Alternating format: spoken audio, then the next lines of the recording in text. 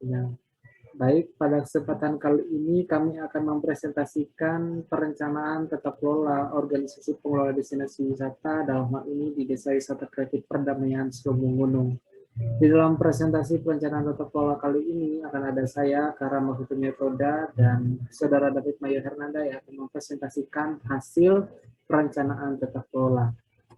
Di dalam perencanaan tata kelola ini terbagi di dalam beberapa bagian, ada pendahuluan dan gambaran umum, visi misi, tujuan, sasaran, dan program, analisis stakeholder, analisis SWOT, 6 dimensi tata kelola, aturan main, key performance indicators, manajemen risiko, pendanaan, dan sumber keuangan, dan akan ditutup dengan kesimpulan. Masuk saja dalam materi. Di dalam materi kita ada pendahuluan dan gambaran umum, di mana di sini Desa Wisata Selubung Gunung merupakan bagian dari Desa Poncoruso. Kawasan ini terletak di antara Desa Pakopet di bagian utara, Desa Milir bagian selatan, Desa Samban bagian timur, dan Desa Jimbaran di bagian barat. Poncoruso memiliki arti yaitu Ponco 5 dan Ruso berarti kuat dan sentosa.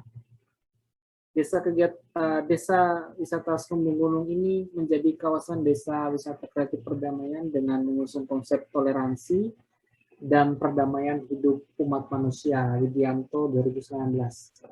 Nah, desa wisata Selubung Gunung ini dengan potensi yang dimiliki, namun selama ini masih belum memiliki perencanaan terkait dengan sistem pengelolaan organisasi pengelola destinasi setempat. Berdasarkan hal ini juga lah kami membuat satu perencanaan terkait dengan tata kelola organisasi agar dapat menjadi rekomendasi bagi organisasi pengelola destinasi yang ada di kawasan setempat. Selanjutnya akan ada visi misi, tujuan, sasaran, dan program yang akan dijelaskan oleh Saudara David Mayo. Dipersilahkan. Baik, saya akan memaparkan visi misi, tujuan, dan lain sebagainya.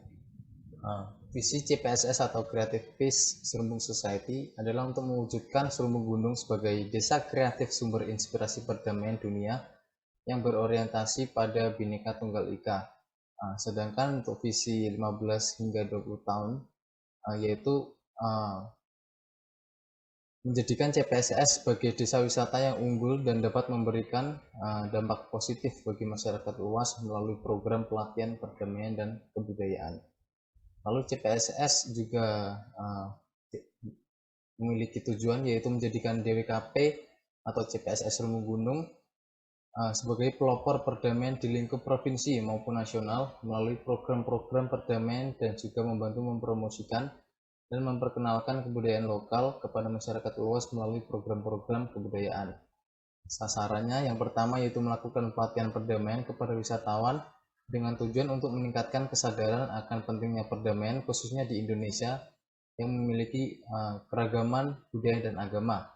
Berikutnya, sasaran berikutnya yaitu melakukan pameran sentra kuliner Nusantara untuk memperkenalkan dan mempromosikan kebudayaan kuliner lokal kepada masyarakat secara luas.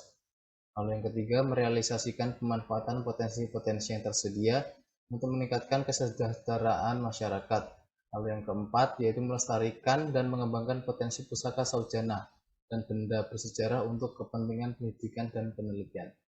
Lalu untuk misi, yang pertama yaitu memperkenalkan, melatih, dan memberikan pengalaman kehidupan yang penuh dengan kerukunan di antara pemeluk agama dan budaya yang beraneka ragam. Yang kedua, mengembangkan ekonomi kreatif dengan memperhatikan potensi pertanian dan potensi-potensi lainnya dalam masyarakat untuk mensejahterakan warga. Lalu yang ketiga yaitu memamerkan dan mempertunjukkan seni-seni tradisional Nusantara, baik berupa seni pertunjukan maupun seni rupa kepada masyarakat. Next.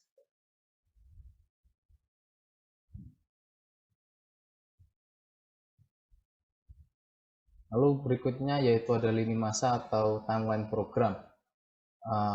Untuk program jangka pendek, CPSS akan berfokus pada upaya perbaikan sistem tata kelola untuk memastikan pengelolaan dapat berkelanjutan. Pada program jangka pendek juga akan dilakukan peningkatan kualitas SDM DMO yang terlibat dalam pengelolaan di Selubung Gunung agar setiap anggota dapat bekerja secara profesional dan berkompeten. Lalu berikutnya yaitu ada program jangka menengah yang akan dilakukan dengan cara peningkatan kualitas pelayanan dan juga menambah atraksi wisata guna menarik wisatawan lebih banyak untuk datang berwisata ke Serumbu Gunung. Lalu di program jangka menengah ini juga akan dilakukan perluasan pemasaran guna memperkenalkan Serumbu Gunung ke masyarakat secara luas. Lalu yang ketiga yaitu program jangka panjang, yaitu dilakukan dengan cara menjalin kemitraan dengan desa wisata lain atau dengan suatu institusi ataupun organisasi untuk menggelar festival dengan tema kebudayaan ataupun perdamaian dengan skala besar untuk meningkatkan dan menunjukkan kualitas DWKP Serumbu Gunung. Next, berikutnya adalah analisis stakeholder yang akan dijelaskan oleh Saudara Toda. Baik, di sini saya akan menjelaskan terkait dengan analisis stakeholder. Di dalam analisis stakeholder ini, kami membentuk satu ilustrasi bagian pemangku kepentingan dengan menganalogikan desa wisata Serumbu Gunung ini sebagai padi. Padi diilustrasikan sebagai pertumbuhan pariwisata di kawasan Serumbu Gunung, dan kemudian padi ini bertumbuh dengan adanya dukungan dari stakeholder eksternal dan juga stakeholder eksternal.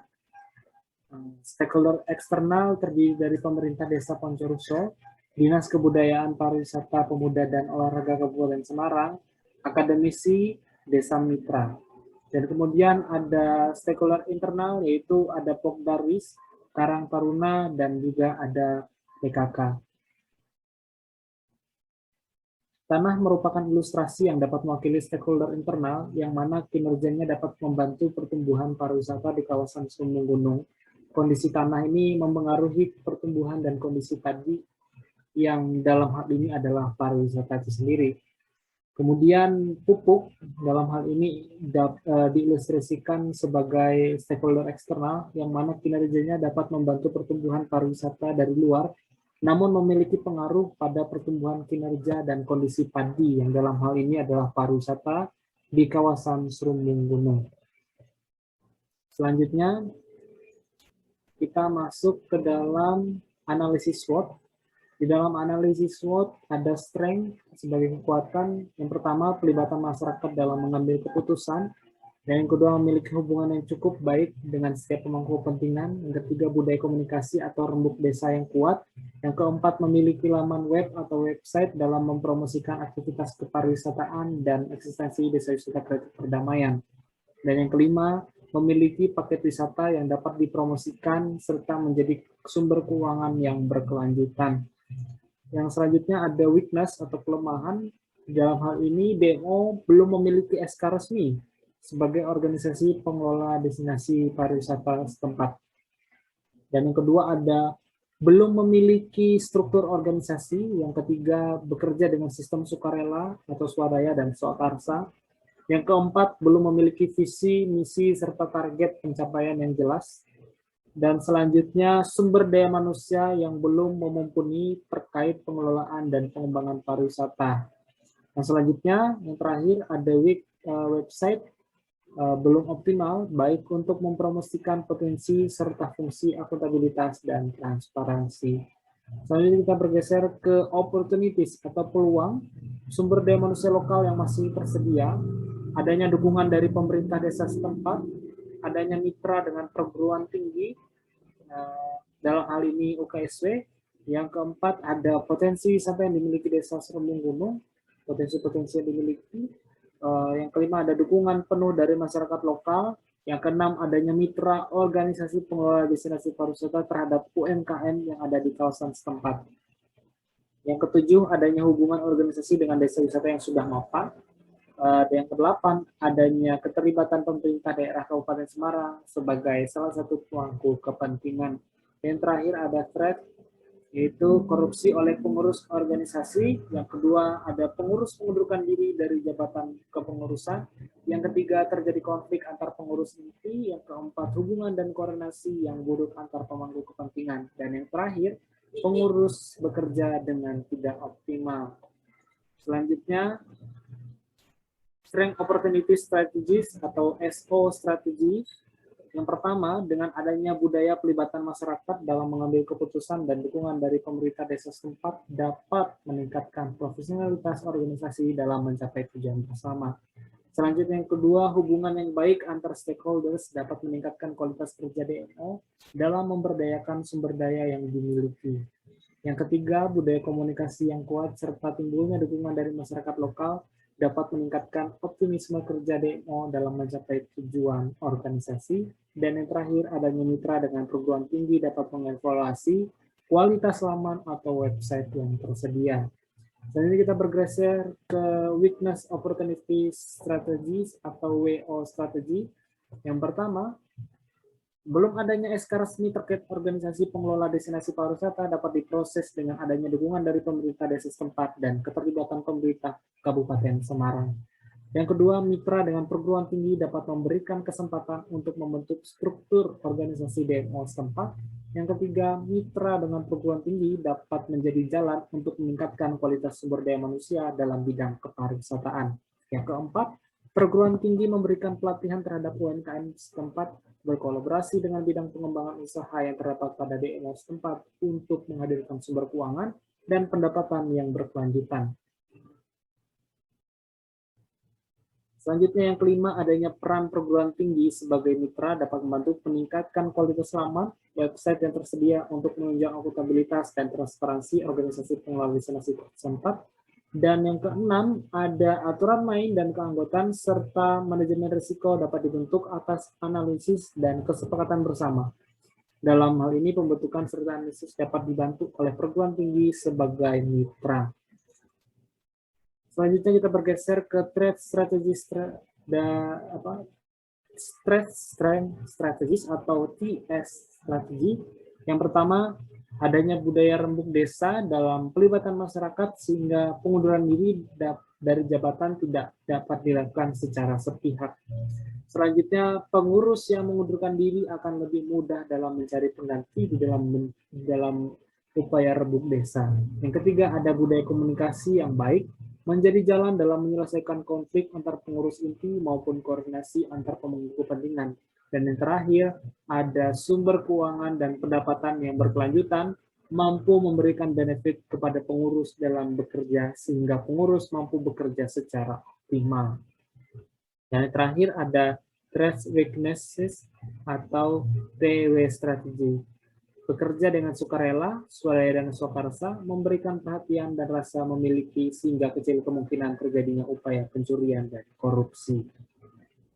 Selanjutnya kita bergeser adanya 6 dimensi tata kelola. Pertama-tama ada struktur organisasi pengurus DWKP Desa Poncoruso yang dalam hal ini didahului oleh pembina, kemudian penasihat, ketua, wakil ketua, sekretaris, dan bendahara. Kemudian ada 5 divisi. Yang pertama, mari kita lihat ada divisi pengembangan dan pemberdayaan masyarakat, ada divisi kesenian dan kebudayaan, ada divisi promosi dan sadar wisata, ada divisi humas, dan yang terakhir ada divisi pengembangan usaha. Dan selanjutnya di bawah diikuti oleh para anggota-anggota dari kepengurusan organisasi pengelola destinasi. Di dalam fungsi dan tugas pengurus, pembina bertanggung jawab dalam tingkat lokal atau daerah, yaitu pemerintah daerah, kota atau provinsi setempat yang membidangi kepariwisataan. Yang kedua, unsur pembina tak langsung adalah pembina di tingkat pusat, dalam hal ini Kementerian Pariwisata dan Ekonomi Kreatif, dalam hal ini diwakili oleh Dinas Pariwisata Provinsi yang membidangi pengembangan dan pemberdayaan masyarakat. Adapun tugas peran Dewan Pembina adalah membina organisasi agar program dan kegiatan berjalan sesuai dengan ADRT atau anggaran dasar dan anggaran rumah tangga organisasi. Kemudian dari Dewan Pembina mempunyai wawasan ke depan sesuai dengan kebutuhan dan tantangan pengembangan ilmu masyarakat, bangsa, dan negara Indonesia berdasarkan kepakaran dalam kepariwisataan. Lalu ada penasihat. Penasihat bertanggung jawab sebagai dewan yang mampu menjadi tokoh penasihat, membantu serta memelihara martabat dan kehormatan profesi dan berwenang memberikan saran, nasihat atau pertimbangan kepada organisasi baik diminta maupun tidak. Adapun dewan penasihat ini diambil dari tokoh masyarakat yang dalam hal ini mampu menjadi teladan. Jumlah anggota dewan penasihat disesuaikan dengan kebutuhan. Selanjutnya peran ketua dalam bergeraknya sebuah organisasi dalam hal ini Pokdarwis, diantaranya adalah memimpin kelompok sadar wisata, memberikan pengarahan kepada anggota, mengkoordinir kegiatan-kegiatan serta bertanggung jawab mengenai keuangan dan program kegiatan, memimpin pertemuan serta diskusi kelompok, menandatangani surat-surat keluar serta perjanjian mitra dengan setiap asosiasi yang bergerak dalam kepariwisataan dan berkoordinasi serta bertanggung jawab dalam setiap regulasi yang diajukan dan menjalankannya. Selanjutnya ada sekretaris. Berikut tugas sekretaris yaitu menyusun dan melaksanakan kegiatan administrasi, mempersiapkan bahan-bahan pertemuan kelompok, mengadakan hubungan dan koordinasi dengan instansi atau pihak luar terkait, menghimpun seluruh laporan dari anggota, mencatat seluruh hasil pertemuan-pertemuan diskusi, bertanggung jawab kepada ketua kelompok. Adapun bendahara, sebagaimana tugas bendahara bertanggung jawab terhadap perdadaan dan sumber keuangan yang dimiliki oleh organisasi pengelola destinasi. Selanjutnya ada divisi promosi dan sadar wisata, bertanggung jawab dalam seluruh upaya promosi desa wisata. Upaya yang dapat dilakukan yaitu melalui promosi dengan menggunakan website maupun media sosial lainnya yang dapat mempermudah wisatawan untuk merasa mudah atau dekat terhadap seluruh proses pasar pariwisata di kawasan desa wisata. Kemudian ada sesi pengembangan dan pemberdayaan masyarakat. Ini bertugas dalam organisasi yang berperan sebagai upaya meningkatkan upaya pemberdayaan serta menjalankan fungsi-fungsi personalia yang diantaranya adalah pengembangan, pemeliharaan, dan penggunaan sumber daya manusia, merangkul serta meningkatkan partisipasi masyarakat dalam setiap kegiatan maupun keputusan atas seluruh aktivitas kepariwisataan di desa. Selanjutnya ada sesi promosi dan sadar wisata. Dalam hal ini bertanggung jawab dalam kegiatan promosi desa wisata mulai dari upaya promosi melalui website maupun media sosial lainnya yang dapat mempermudah wisatawan untuk merasa mudah atau merasa dekat terhadap seluruh proses usaha di desa wisata, melakukan survei dan evaluasi dalam upaya peningkatan kualitas layanan. Selain itu juga divisi ini berperan aktif dalam mempromosikan dan mensosialisasikan sadar wisata terhadap masyarakat lokal maupun wisatawan.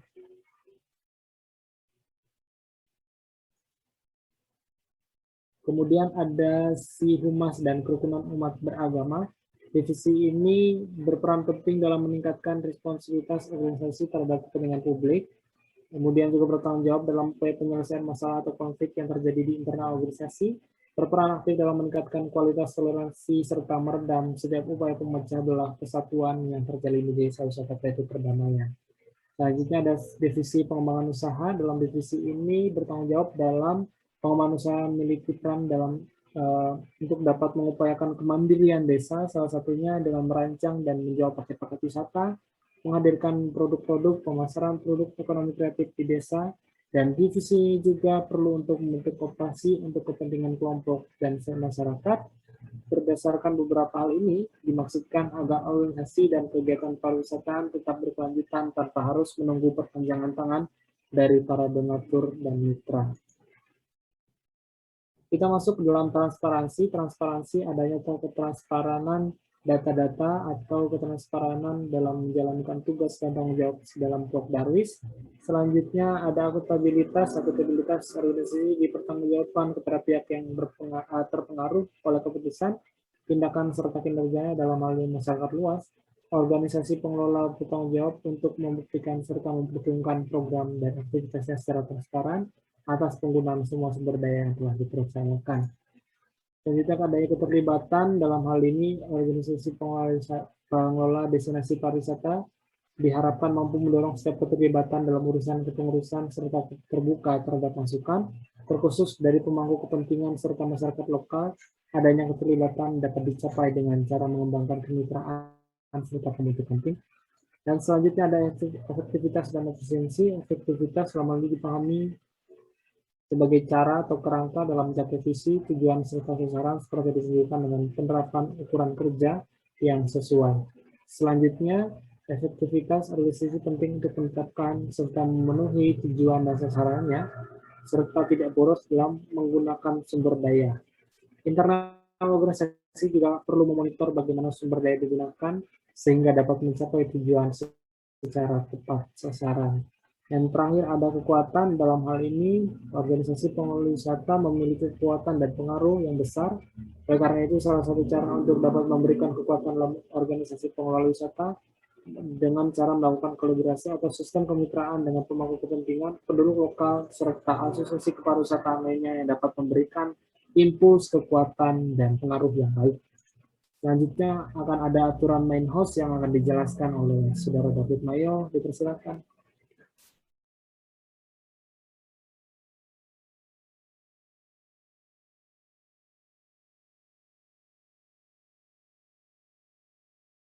Baik, saya akan menjelaskan tentang aturan main atau House of Rules.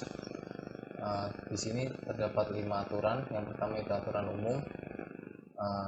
Yang pertama yaitu setiap anggota DWKP Selemu Gunung harus mentaati aturan internal CPSS yang telah disepakati bersama. Berikutnya yaitu setiap anggota DWKP harus aktif dalam melaksanakan dan mengembangkan program DWKP. Yang ketiga, setiap anggota DWKP harus menjaga dan menjunjung tinggi nama baik dan kehormatan DWKP. Dan yang keempat yaitu setiap anggota DWKP yang hendak mengajukan resign harus mengajukan surat resign setidaknya 2 bulan sebelum resmi dibebas-bebaskan. Aturan berikutnya yaitu aturan rekrutmen SDM. Perekrutan SDM DWKP Selemu Gunung semua dilakukan berdasarkan musyawarah baik dengan anggota CPSS atau dengan para pemegang kepentingan atau stakeholders dan masyarakat di Selemu Gunung. Karena didasarkan dengan prinsip pengembangan komunitas, maka keterlibatan masyarakat menjadi hal yang utama dan kunci dalam setiap pergerakan. Lalu berikutnya itu aturan pembagian hasil. Hasil usaha adalah pendapatan yang diperoleh dari hasil penjualan produk destinasi dikurangi dengan pengeluaran dan kewajiban. Pembagian keuntungan yaitu 60% untuk DWKP Selemu Gunung dan 40% untuk pihak yang bermitra dengan DWKP Selemu Gunung. Aturan berikutnya yaitu aturan pemberhentian anggota atau PHK. Anggota akan diberhentikan bila yang pertama, usia telah genap 60 tahun akan dianggap pensiun. Yang kedua, dinyatakan sebagai terpidana yang diancam dengan pidana penjara paling singkat 5 tahun berdasarkan putusan pengadilan yang telah mempunyai kekuatan hukum tetap. Yang ketiga, berhalangan untuk menjadi anggota tetap. Yang keempat, tidak lagi memenuhi persyaratan sebagai anggota DMO. Dan yang kelima, melanggar larangan peraturan anggota sebagai anggota DMO. Lalu di dalam aturan PHK ini juga anggota tidak bisa diberhentikan apabila alasan pemberhentian berkaitan dengan yang pertama, karyawan melaporkan tindakan ilegal yang dilakukan oleh pemimpin atau pimpinan. Yang kedua, ideologi, ras, agama, gender, kondisi fisik ataupun status perkawinan karyawan. Yang ketiga, untuk anggota wanita menyusui bayi mereka. Dan yang keempat, anggota diharuskan melakukan tugas keagamaan sebagaimana disetujui oleh pihak yang berwenang. Dan aturan yang terakhir yaitu aturan partisipasi masyarakat. Jadi dalam pengelolaan DWKP Selemu Gunung, berikut adalah aturan-aturan yang dibuat untuk mengatur keterlibatan masyarakat. Yang pertama, masyarakat berhak menyampaikan pengaduan bila terbukti ada tindakan ataupun aksi ilegal yang dilakukan oleh pengurus DWKP Selemu Gunung. Dan yang kedua yaitu mengikutsertakan masyarakat dalam memulai setiap aspek pariwisata. Berikutnya ada program dan Key Performance Indicators atau KPI yang akan dijelaskan oleh Saudara Toga.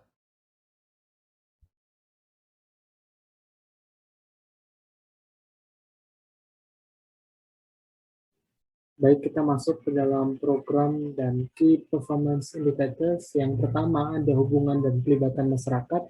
Ada kita lihat dalam tabel ini ada program Key Performance Indicators. Yang pertama meningkatkan partisipasi masyarakat. Dalam hal ini secara kualitatif dapat kita baca. Yang pertama, masyarakat selalu dilibatkan dalam setiap keputusan yang disusun.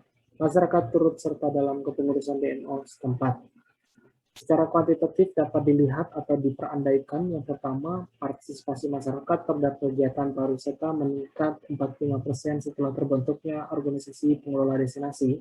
Dan yang kedua, dapat diandaikan bahwa partisipasi masyarakat dalam perekrutan kepengurusan organisasi pengelola destinasi naik 15% dari periode sebelumnya. Selanjutnya ada kemitraan dan kesatuan tim. Di dalam ini program Key Performance Indicators-nya yang pertama meningkatkan jumlah kemitraan organisasi pengelola destinasi. Secara kualitatif dapat dilihat bahwa dengan program ini menjalin kemitraan dan kerjasama dalam pengembangan desa wisata dengan desa wisata yang telah berhasil dalam pengembangan dan pengelolaan. Dan yang kedua ada menjalin kerjasama terhadap perguruan tinggi dalam perencanaan serta pengembangan pariwisata. Secara kuantitatif dapat diandaikan terdapatnya desa wisata yang telah mapan sebagai hubungan kerjasama dalam membangun desa wisata. Selanjutnya yang kedua diandaikan adanya satu atau beberapa perguruan tinggi sebagai mitra dalam upaya pengembangan dan pemberdayaan pariwisata desa.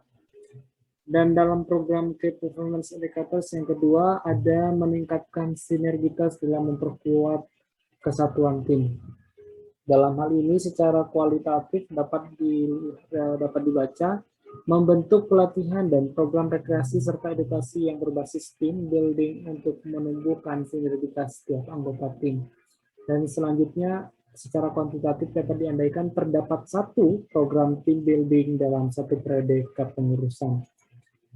Selanjutnya ada kepemimpinan dan koordinasi. Mari kita lihat dalam tabel ini, program Key Performance Indicators-nya adalah organisasi pengelola destinasi setempat perlu untuk menyusun program atau agenda kepariwisataan untuk mengkoordinasikan setiap pemangku kepentingan bersama untuk mencapai agenda.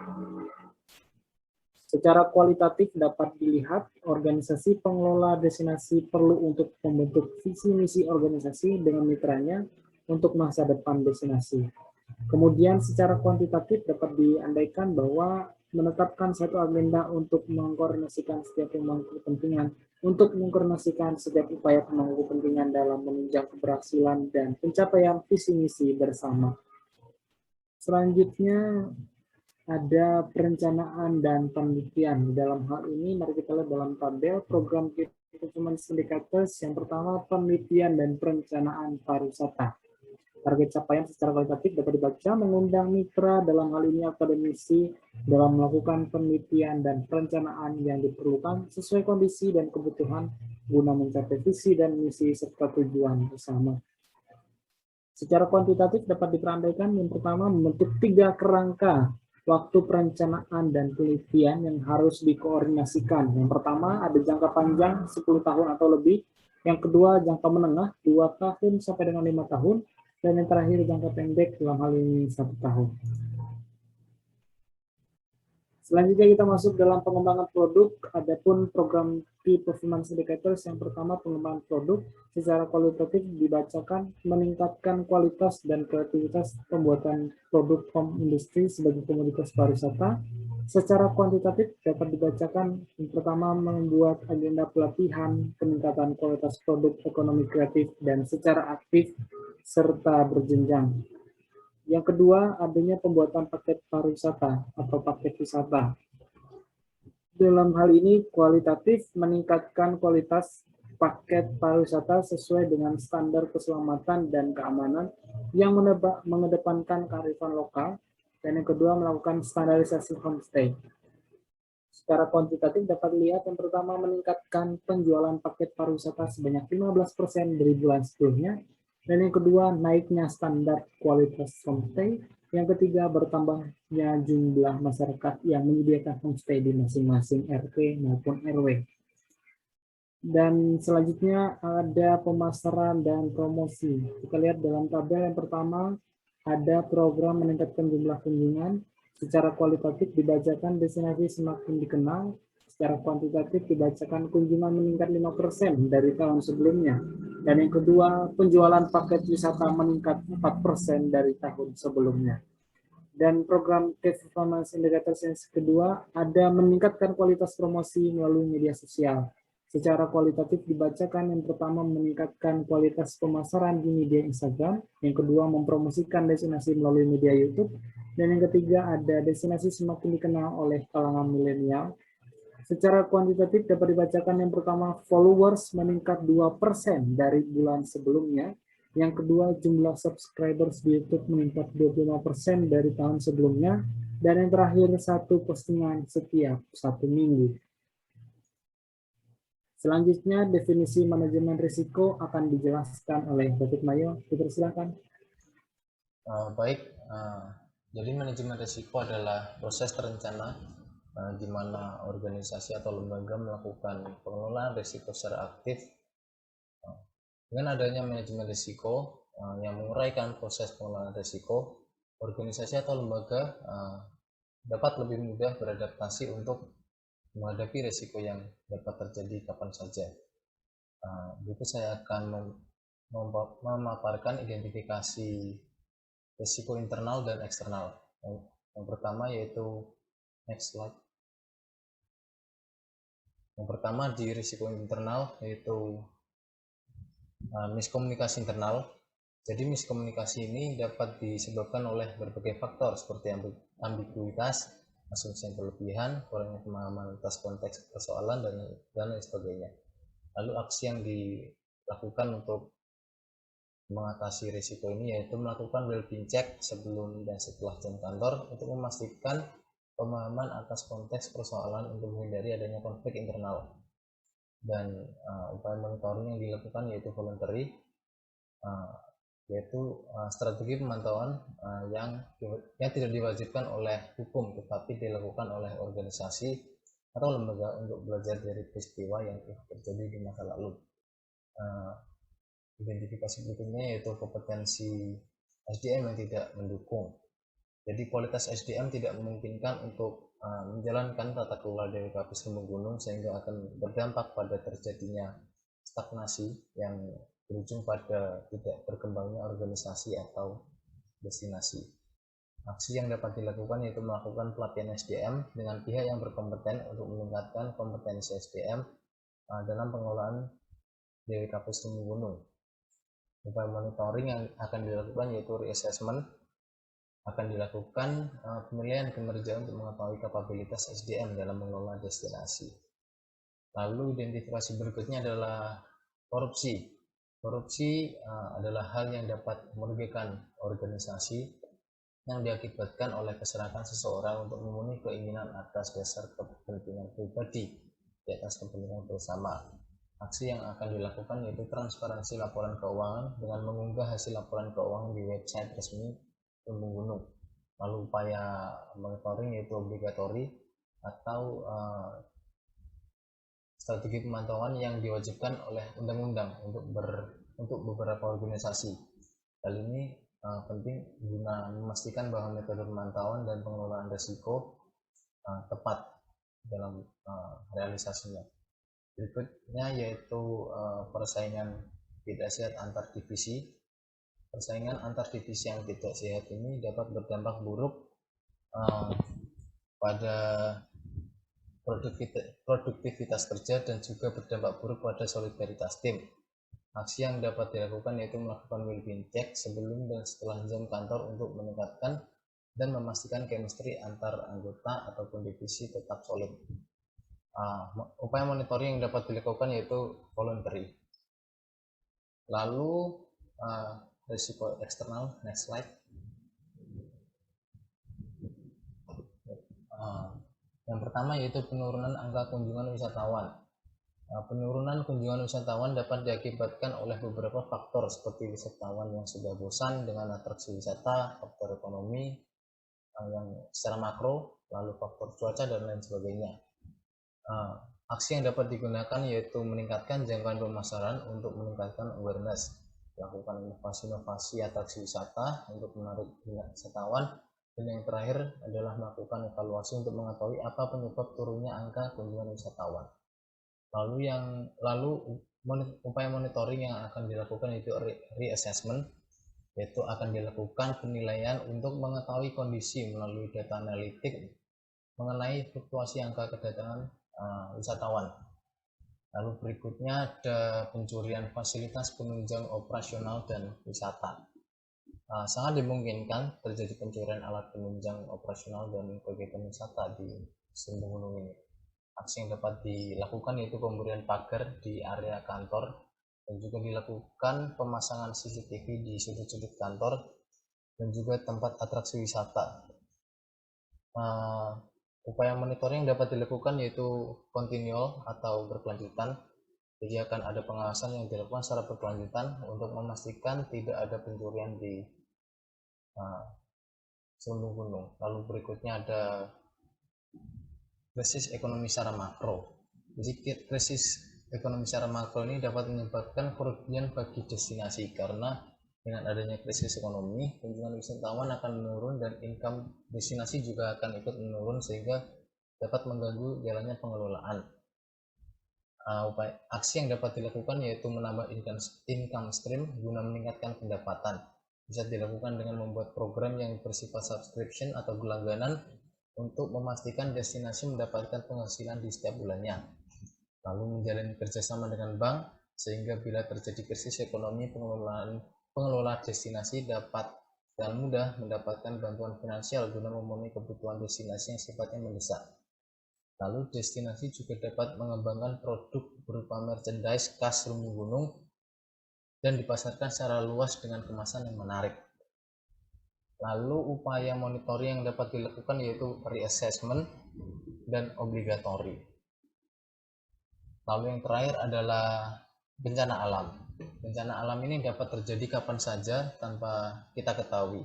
Walaupun selembung gunung adalah kawasan yang jarang mengalami bencana alam, tetapi sebagai pengelola kita harus memperhitungkan worst scenario atau skenario terburuk untuk berjaga-jaga di segala jenis situasi dan keadaan. Aksi yang dapat dilakukan yaitu menjalin kemitraan dan komunikasi dengan BMKG terdekat untuk mendapatkan peringatan dini guna meminimalisir dampak bencana. Lalu membuat jalur evakuasi yang jelas sehingga sewaktu-waktu terjadi bencana, wisatawan tahu arah evakuasi yang aman dan tepat di kawasan selembung gunung. Lalu upaya monitoring yang perlu dilakukan yaitu obligatori. Berikutnya adalah pendanaan dan sumber keuangan yang akan dijelaskan oleh Saudara Toda. Baik, terkait dengan sumber keuangan serta pendanaan, di sini akan saya jelaskan. Sumber keuangan dapat diterapkan di Pokdaris dalam hal ini CPSS adalah melalui berbagai sumber, diantaranya melalui swadaya dan swakarsa, serta program CSR atau Corporate Social Responsibility, baik dari pihak korporasi maupun program pengabdian masyarakat oleh pihak perguruan tinggi sebagai mitra desa. Namun dalam hal ini hanya dilakukan pada saat tertentu saja. Dalam artian, pendanaan dan sumber keuangan berjalan dengan berkelanjutan dapat dilakukan dengan adanya pengembangan produk pariwisata khas desa wisata setempat untuk menunjang perekonomian yang berkelanjutan. Selanjutnya kesimpulan akan dijelaskan oleh David Mayor. Kita silakan. Desa Wisata Kreatif Perdamaian atau DWKP Selembung Gunung adalah sebuah desa wisata yang mengusung konsep perdamaian dan kebudayaan. Desa wisata ini memiliki keunikan dan potensi yang dapat dikembangkan untuk dijadikan sebagai atraksi wisata yang berpotensi menarik wisatawan. Untuk dapat memaksimalkan semua potensi yang ada, DMO Selembung Gunung dituntut untuk aktif dan kreatif guna memaksimalkan output yang diharapkan. Maka dari itu, DMO Selembung Gunung diharapkan untuk mampu melaksanakan 6 fungsi DMO, yaitu hubungan dan pelibatan masyarakat, kemitraan dan kesatuan tim, kepemimpinan dan koordinasi, perencanaan dan penelitian, pengembangan produk, dan yang terakhir adalah pemasaran dan promosi. Dengan ini, perencanaan tata kelola DMO sangatlah dibutuhkan guna menjamin pengelolaan suatu destinasi wisata dapat berjalan dengan optimal dan profesional. Terima kasih. Baik, sekian presentasi dari kelompok kami. Terima kasih atas perhatiannya. Tuhan berkati. Shalom. Thank you.